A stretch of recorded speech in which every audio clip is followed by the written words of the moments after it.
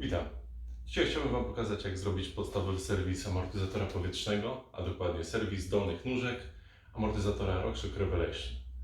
Dodatkowo pokażę Wam, jak wymienić sprężynę na najnowszą wersję C1 2021. Zapraszam.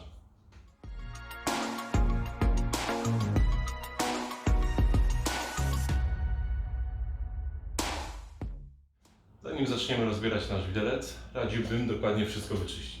Ostatnia rzecz, jaką chcemy, to pałętające się ziarenka piasku wewnątrz naszego amortyzatora. Żeby go z grubsza wyczyścić, możemy użyć do tego pędzelka i starej szmatki. Oto sprzęt, który będzie nam potrzebny. Pierwszym naszym krokiem będzie spuszczenie powietrza. Możemy to zrobić za pomocą pompki lub zwykłego klucza ingrusowego. W tym miejscu warto jednak zapamiętać sobie ciśnienie, ponieważ przyda się to nam po skończonym serwisie.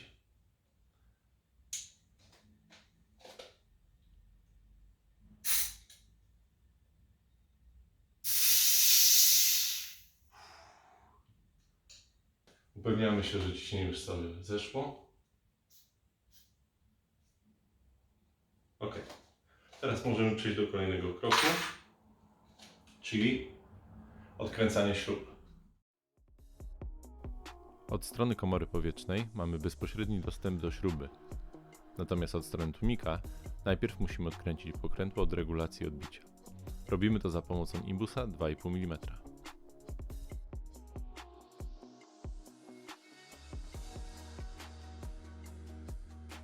Teraz jest odpowiedni moment na przygotowanie pojemnika na stary olej.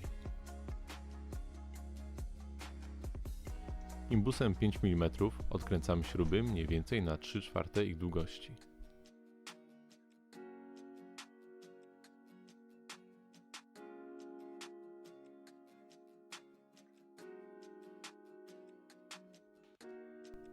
Teraz, z wyczuciem uderzając młotkiem w śruby, staramy się odseparować dolne golenie od wewnętrznych prowadnic.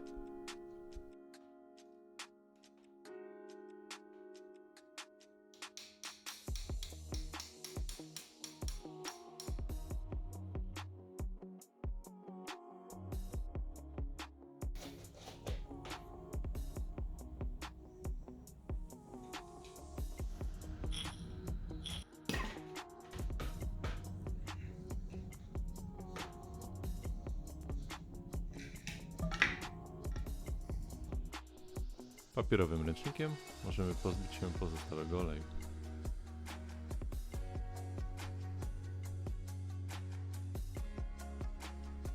Kluczem do kasety odkręcamy korek sprężyny powietrznej. Niestety niektóre modele RockShox wymagają specjalnego klucza płaskiego lub nasadki.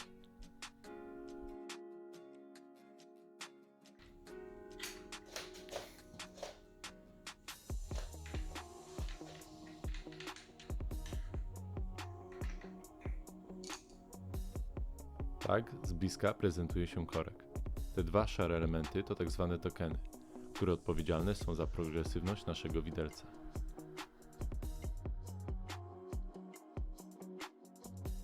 Aby wyciągnąć starą sprężynę powietrzną, najpierw za pomocą szczypiec Zegera ściągamy pierścień zabezpieczający.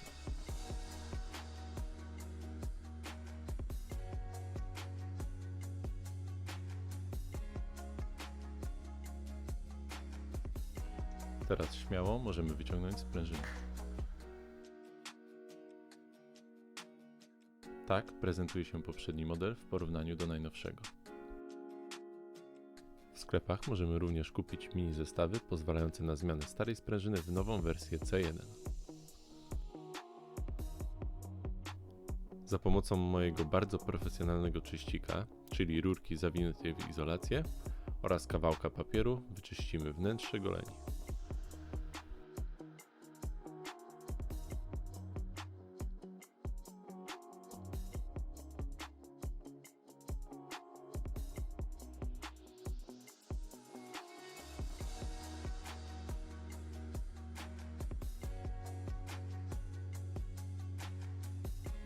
Dodatkowo możemy użyć jeszcze legendarnego już sprayu do czyszczenia tarcz hamulcowych.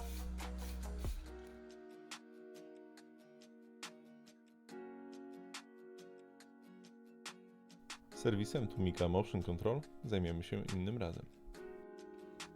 Żeby dobrze przesmarować naszą nową sprężynę powietrzną, powinniśmy rozkręcić ją na czynniki pierwsze. Do smarowania elementów powinniśmy używać smarów przeznaczonych do amortyzatorów, np. takich jak Slick Honey.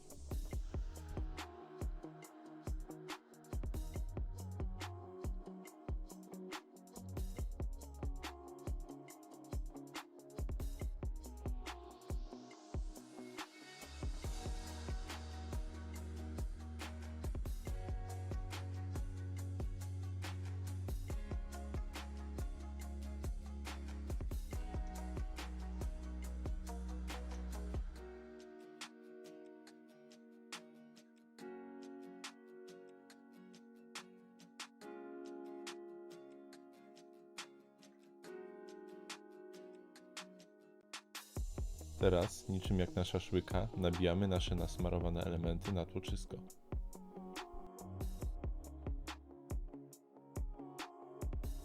Pozbywamy się niepotrzebnego smaru z gwintu.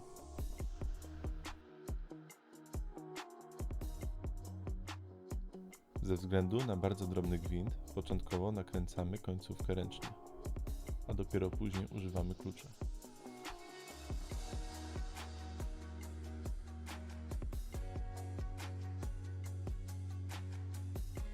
Skręconą sprężynę powietrzną wsadzamy z powrotem w amortyzator, aż usłyszymy charakterystyczne pyknięcie.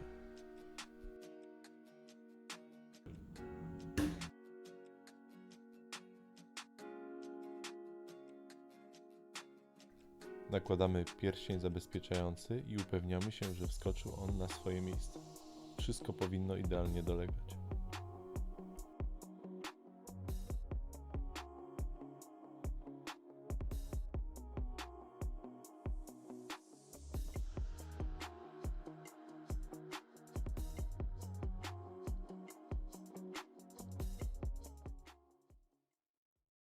Teraz przyszedł czas na dolne golenie.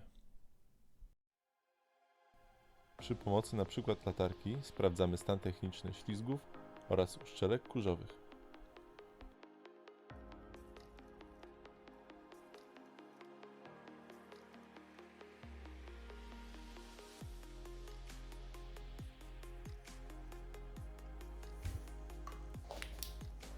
Imbusem lub gładkim haczykiem wyciągamy ostrożnie gąbki z goleni.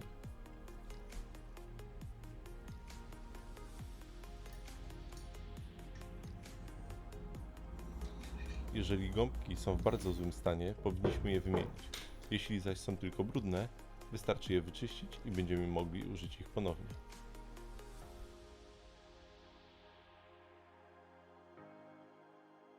Stary olej odsączamy za pomocą papierowych ręczników.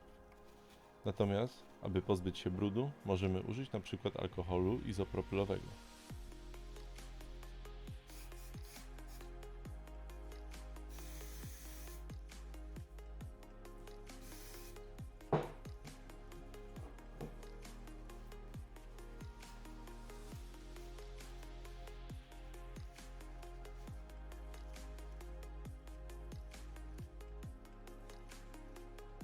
Oczyszczone gąbki zanurzamy w oleju, który później posłuży nam do zalania dolnych goleni.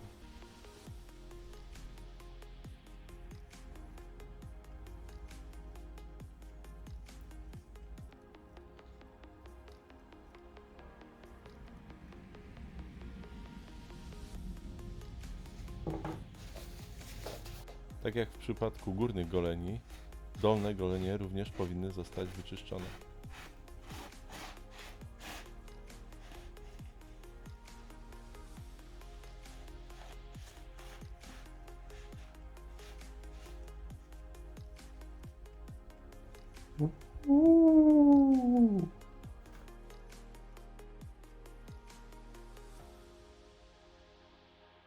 Wkładamy nasączone gąbki z powrotem do profili w goleniach.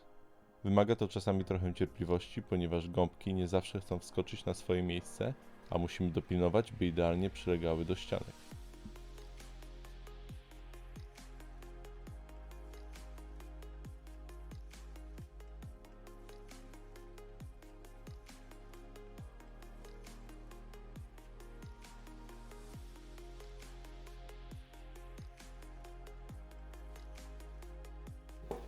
Kolejny etap to nałożenie smaru na uszczelki kurzowe. Zanim jednak to zrobimy, musimy wytrzeć je dokładnie do sucha, ponieważ w innym przypadku smar nie będzie trzymał się powierzchni.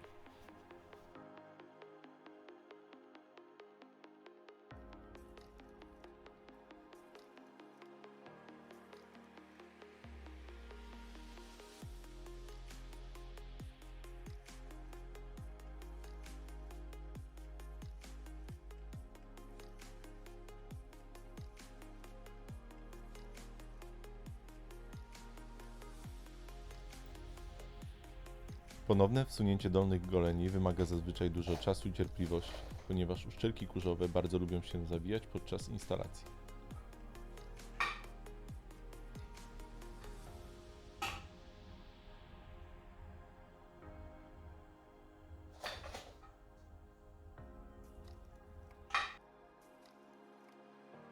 Dosuwamy golenie prawie do końca, zostawiając kilka centymetrów przerwy. Do dolnych goleni wlewamy odpowiedni olej zalecany przez producenta. Różne modele i roczniki wymagają innego oleju oraz innej ilości, zatem najlepiej sprawdzić to na stronie producenta. Link dla amortyzatorów RockShox podałem w opisie filmu.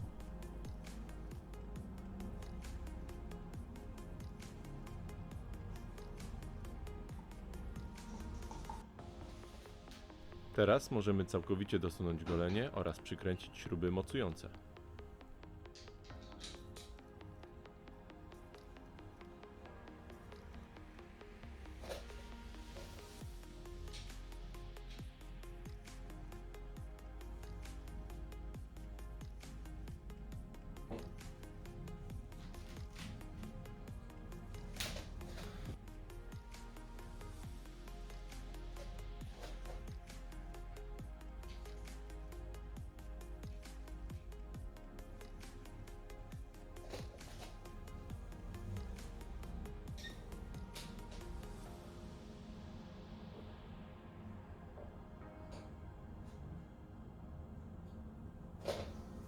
Za pomocą klucza dynamometrycznego dokręcamy śruby z odpowiednią siłą zalecaną przez producenta.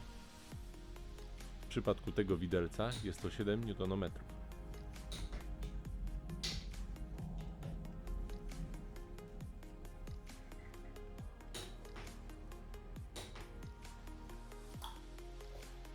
Dokręcamy pokrętło od regulacji odbicia. Na o-ring, który znajduje się na korku, nanosimy trochę smaru.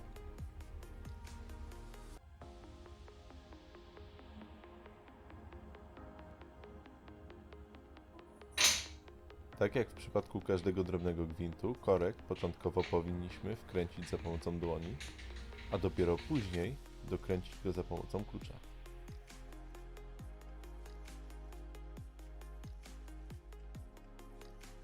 Ostatni etap na naszej drodze do szczęścia to napompowanie widelca. Dziękuję za poświęcony czas. Mam nadzieję, że to wideo było dla Was pomocne. Jeśli tak było, to prosiłbym o łapkę w górę. Ja tymczasem biorę mój widelec i lecę zjeść obiad.